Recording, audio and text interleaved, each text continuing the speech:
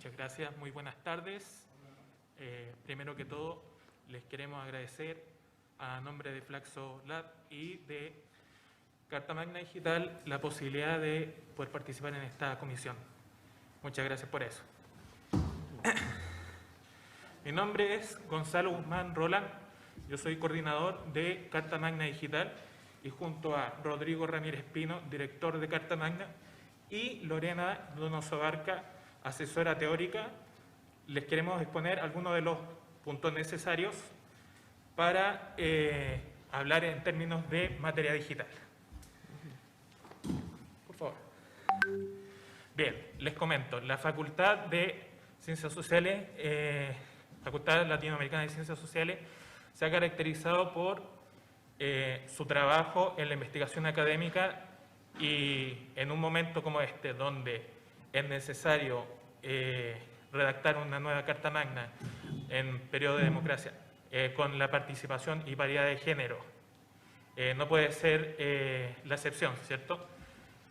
En ese sentido, junto a un grupo de 18 socios entre universidades, centros de investigación y fundaciones, hemos desarrollado un laboratorio de incidencia llamado Flaxo Lab, que tiene la misión de abordar desde la co-creación y la construcción de redes de pensamiento los desafíos que enfrenta nuestro país, generando un trabajo de incidencia en propuestas temáticas necesarias para la construcción del Chile que soñamos.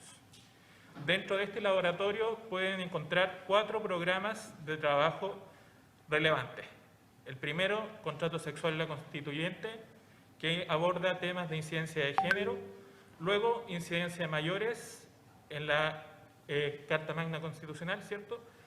Recicla la Política, que se centra en términos medioambientales. Y finalmente, el tema que nos convoca hoy, Carta Magna Digital, que es un programa que aborda la necesidad de incluir los mínimos digitales en nuestra próxima Carta Magna. Y asimismo, mencionar algunos hitos importantes que hemos tenido en Carta Magna, porque la verdad es que el laboratorio de ideas, Flaxo Lab, se ha ido desarrollando desde hace ya 3 meses. Sin embargo, desde los inicios de 2021 hemos tenido la oportunidad de generar un seminario llamado Verano de Datos Abiertos Constituyentes, que es una serie de diálogos en donde participaron más de 24 expositores en 6 charlas distintas, junto a la colaboración también de Fundación Abriendo Datos, y pudimos abordar algunos de los primeros elementos necesarios para la Carta Magna en términos digitales. Luego, en mayo de 2021, tuvimos la oportunidad de hacer el lanzamiento del libro Carta Magna Digital, Sociedad de la Información y Tercera Ola de Datos Abiertos. Este libro es un compendio de ideas que nos permite abordar los temas más necesarios o los mínimos comunes digitales que deberían estar presentes en la nueva Constitución. A partir ya de agosto tuvimos la oportunidad de lanzar algunos seminarios interesantes como el mismo laboratorio Flaxo Lab, luego la posibilidad del programa Carta Magna Digital y finalmente un seminario llamado Co-creando la Constitución, que es un programa que trata de transversalizar las conversaciones, los puntos de vista de los distintos programas de Flaxo Lab, llevando a puntos comunes que nosotros podamos tener en cuenta para la próxima Constitución. Así también tenemos algunos elementos como Diálogos para la Carta Magna Digital, que es una serie de charlas y entrevistas que se ha ido realizando tanto a algunos constituyentes como a expertos en la materia digital, en el sector académico, industrial, de activismo digital y también del área internacional. Y finalmente tenemos también algunos informes técnicos que hemos ido desarrollando junto con nuestra asesora de contenido, en que tratamos de abordar algunos elementos necesarios y ya más en profundidad que deben estar en la próxima Carta Magna de nuestro país. Ahora dejo con ustedes a Rodrigo Ramírez Pino para que les pueda profundizar un poco más. Muy buenas tardes, gracias por su atención, la amabilidad de recibirnos. Junto con la profesora y académica de la Universidad de Chile vamos a tratar de ser lo más resumido posible porque consideramos que Los temas digitales deben ser hoy día, sobre todo en la sociedad digital, parte constitutiva de lo que debe ser un cuerpo normativo para una nueva Constitución. En este contexto, tal como lo expresaba Gonzalo, y los pilares que ustedes vieron ahí, desde nuestra institución promovemos una Constitución digital, verde, social, paritaria y descentralizada. Un estado de bienestar social de derechos que sean garantizados. Entendemos que una Constitución va a permitir crear un nuevo chasis institucional que otorgue y entregue garantías a un país que necesita darse una gobernanza digital para el desarrollo tecnológico, para asegurar esos derechos y deberes fundamentales en la esfera digital. Este debate que ustedes protagonizan y que la sociedad en su conjunto va a tener la oportunidad, así como nosotros, de ir dando sus ideas, sus pareceres, tiende a construir una nueva arquitectura institucional digital que implica que las instituciones que rodean el ecosistema tecnológico deben ser capaces de canalizar la fuerza transformadora de la digitalización para el bien común, asegurar el acceso de sus ciudadanos, democratizar y promover la incorporación a la economía digital, a la economía de los datos, controlar el poder y evitar los abusos y concentración del mercado, fomentar la libertad para emprender, la libertad de expresión y de la comunicación, asegurar competencia y promover el acceso universal y el humanismo tecnológico, la tecnología al servicio de la condición humana. Esto implica un fortalecimiento institucional mayor, calidad, transparencia y solidez en las reglas del juego que el propio Estado debe darse en la sociedad digital. Hacia una nueva arquitectura institucional implica un ejercicio de traducción que entienda y comprenda el mundo offline y online para asegurar esos mínimos digitales básicos que permitan a la ciudadanía un bienestar digital digno. No existe mayor cambio en la sociedad y durante toda su historia que impacte tanto en el bienestar individual y colectivo como el cambio tecnológico. Por ello, esto tiene que ser reflejado en una nueva Constitución que asegure la dignidad, la autonomía, la igualdad, la democracia y la privacidad de los ciudadanos.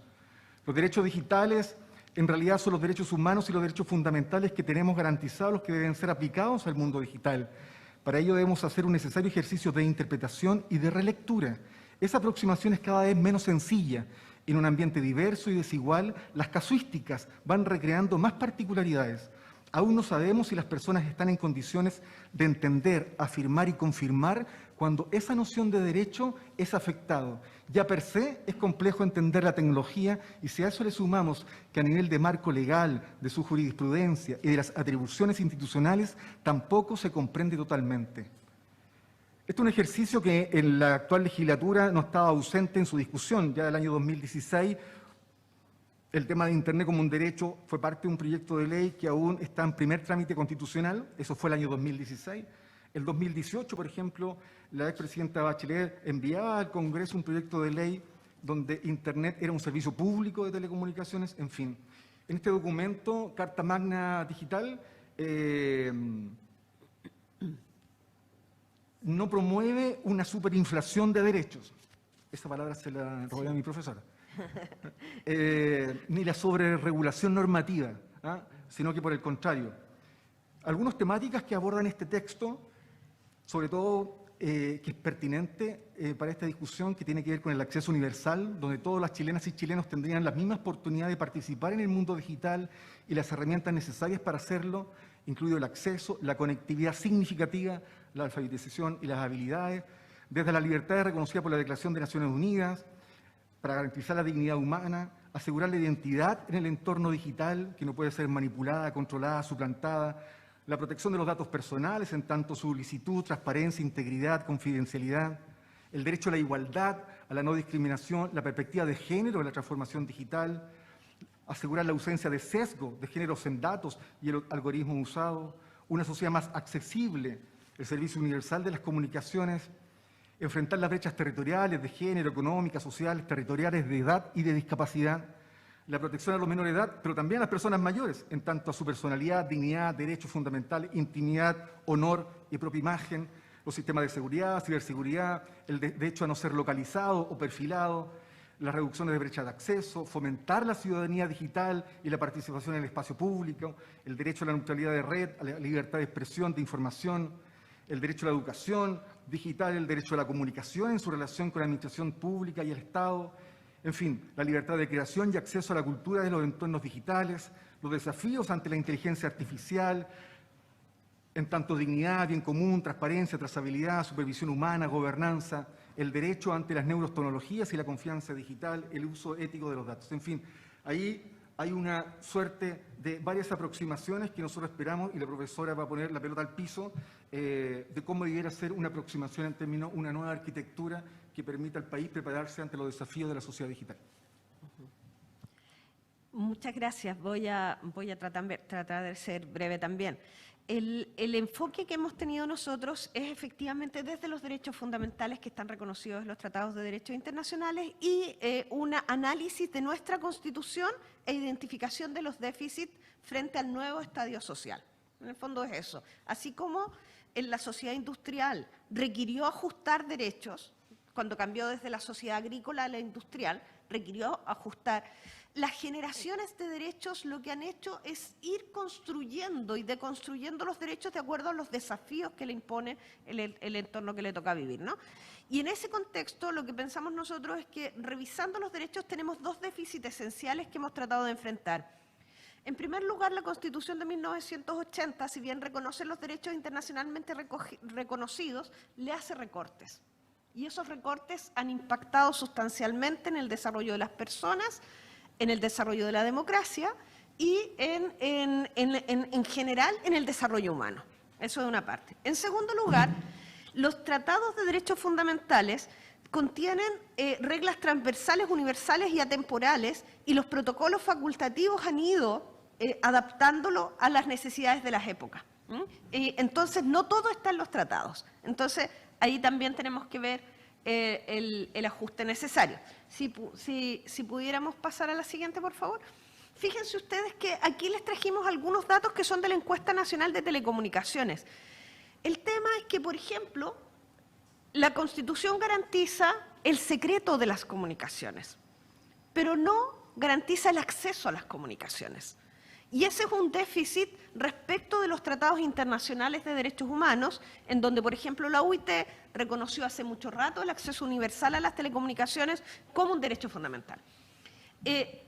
Pero nosotros solamente tenemos el secreto de las comunicaciones dentro de las garantías fundamentales. Y eso se traduce en que tenemos brechas de género, brechas de edad, brechas de ruralidad versus la ciudad, ¿cierto? Y además brechas asociadas a los déficits propios de las personas que tienen necesidades especiales, ¿no? Entonces, ahí vemos un nudo crítico en nuestra Constitución que debiera ser corregido, ¿no?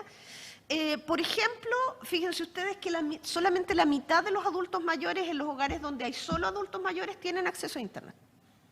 En los espacios rurales la gente no tiene acceso a Internet fijo, sino que solo lo poco que le pueda dar su teléfono móvil, ¿no?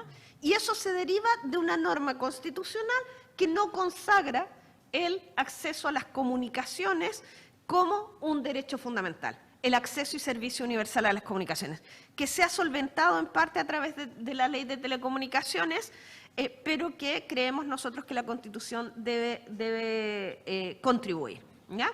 Por ejemplo, fíjense ustedes que en las zonas rurales solamente un 23% de las personas tienen acceso a Internet y es inmóvil.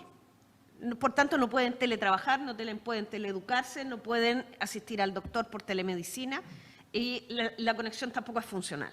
Sigamos a la siguiente. En el ámbito de los derechos sociales, económicos y culturales, fíjense ustedes que también advertimos déficit en nuestra Carta Fundamental en cuanto a cómo están consagrados los derechos, ¿ya? Consideremos que estos derechos, en definitiva, se deben desenvolver en la sociedad digital. Sigamos a la siguiente. Y hay condiciones que son habilitantes que, si bien tienen que encontrar el valor fundamental en el mundo digital, tienen luego bajadas en las leyes que requieren de esto. Por ejemplo, nos hemos encontrado con que cada vez que se trata, por ejemplo, de la primera vez que se presentó un proyecto de ley relativo al subsidio a la demanda en el acceso a Internet, porque una de las brechas para acceder a Internet es económica. La gente no tiene cómo pagar la cuenta del Internet satelital, que vale 100.000 pesos en la comuna de Tirúa, por ejemplo. Se ha dicho que es inconstitucional.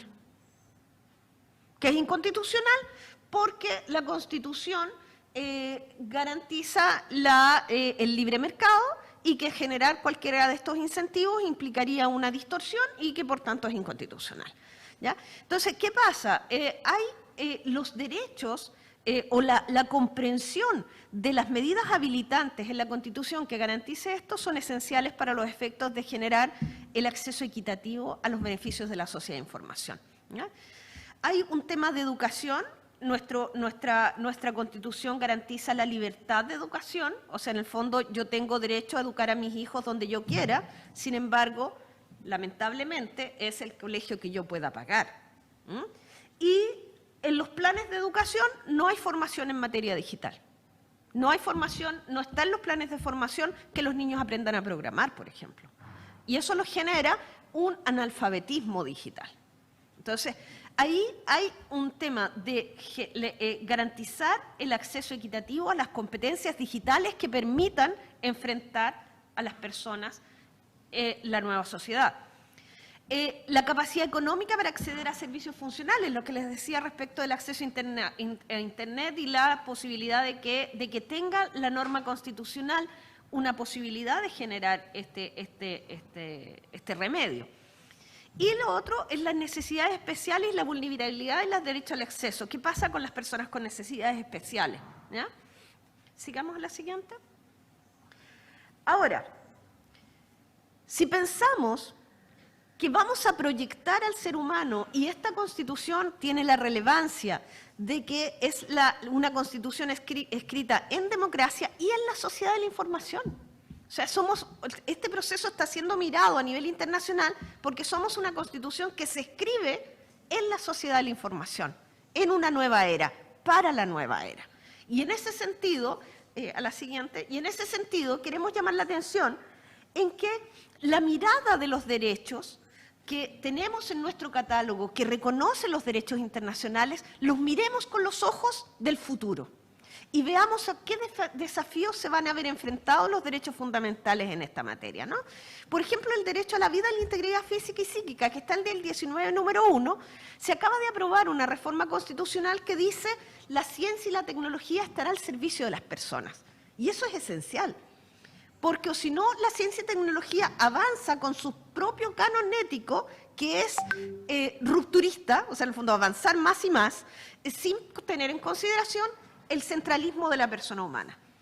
Lo mismo, la libertad de trabajo. En nuestro país no está garantizado el derecho al trabajo, sino la libertad de escoger el trabajo que yo pueda lograr con mi capacidad económica y todos mis déficits. Si no estoy alfabetizado digitalmente, no voy a poder teletrabajar. ¿Qué pasa con la ciudadanía laboral electrónica? Los derechos fundamentales de este trabajador hiperconectado, sin tiempo de descanso, con problemas ergonómicos de salud, etcétera, ¿no? El derecho a la educación, la teleeducación, y que todos los niños de Chile tengan acceso a esto, ¿no? ¿Qué pasa con el derecho a la comunicación? Y así sucesivamente. En materia de justicia electrónica, fíjense ustedes que Estonia acaba de aprobar una reforma constitucional y legal que permite que las personas sean juzgadas por máquinas. ¿Nosotros estamos dispuestos a eso? A que la ley de la República diga, la gran ley de la República, que es la Constitución, no le ponga un límite a la justicia electrónica con inteligencia artificial que decida sobre la persona humana. Entonces, la invitación nuestra es a reflexionar en este sentido. ¿Sigamos? ¿Qué pasa? Creemos nosotros además que esta persona se debe proyectar hacia el mundo digital. Y, por ejemplo, la persona tiene derecho a tener una identidad digital. ¿Ya? Una identidad digital, el reconocimiento de esta identidad digital que no es solamente la identidad para desenvolverse en el mundo real, sino que le permita desarrollarse en las redes.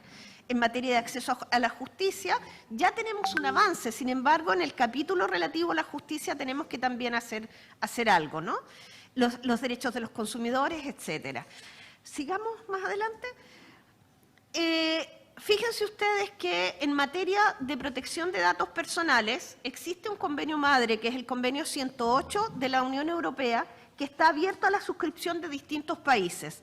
En nuestro ámbito ya lo han suscrito varios países y creemos que es fundamental que nosotros lo consideremos también como una posibilidad de poder suscribir el convenio 108 como un tratado de derechos humanos. ¿Sigamos? Lorena, dos minutos. ¿Acá? Un minuto. Sí, ningún problema. Fíjense ustedes que el último punto que queríamos destacar es lo que pasa con la libertad de expresión y el derecho a la información, que hay una distorsión tremenda en nuestra Constitución porque solamente se reconoce la libertad de expresión del propietario del medio. O sea, eso genera una distorsión importante porque no se reconoce completo el derecho. La libertad de expresión en los tratados internacionales tiene dos caras: la libertad de expresión y el derecho a la información. Y por tanto aquí la Constitución, en el 19, número 12, tiene tres mínimos que se debieran corregir en este proceso. En primer lugar, la prohibición de todo monopolio, no solo los estatales. Hoy día se protege a las personas solo de los monopolios estatales, pero los monopolios privados de información son brutales en nuestro país, y así lo dijo el relator de Naciones Unidas y de la OEA en el informe sobre Chile. En segundo lugar, el reconocimiento de los sistemas multiplataformas. Hoy día la radio tiene un estatuto jurídico, la televisión otro, y la Constitución solo se ocupa de la televisión. No se ocupa de ninguna de las otras plataformas comunicacionales. El Consejo Nacional de Televisión, que es una autonomía constitucional, tiene solo tuición sobre la televisión. No hay ningún órgano, no hay defensoría de las audiencias en este país. Entonces, no existe la posibilidad de poder reclamar frente a cuando una persona es injustamente eludida por un medio de comunicación. Y en tercer lugar, como les decía, el reconocimiento al derecho a la información de las personas, y en ese sentido hay varios aspectos que hay que ver. Nosotros tenemos un problema de pluralismo estructural desestabilizado por la vía de que existe un escaso reconocimiento de que los 4 sectores de la sociedad tengan acceso al medio de comunicación. Tenemos solamente un reconocimiento legal de la televisión comunitaria, no tenemos las televisiones de los pueblos originarios, no tenemos las televisiones educativas como reconocimiento constitucional, y eso se traduce en definitiva en una falta de pluralismo y diversidad informativa en todos los medios de comunicación. No tenemos un sistema de defensoría del pueblo, menos de las audiencias, y tampoco tenemos un reconocimiento de la misión o servicio público televisivo o de los medios de comunicación, lo que genera sesgos informativos, fake news y una serie más de distorsiones. Eso, les vamos a dejar el documento y les vamos a dejar, próximamente les vamos a hacer entrega del levantamiento que estamos haciendo y, muy atrevido de nuestra parte, una propuesta de mejoras en los artículos. Para que Excelente, muchas gracias. Muchas gracias.